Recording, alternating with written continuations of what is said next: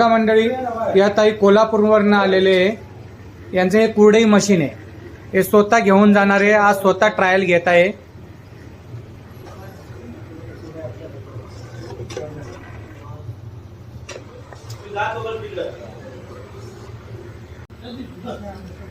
ताई समजलं ना मशीन तुम्हाला? आता चालवता येईल ना घरी जाऊन, कोल्हापूरला जाऊन? ओके. तुमचा किती वर्षापासून बिझनेस आहे ताई कुरडईचा?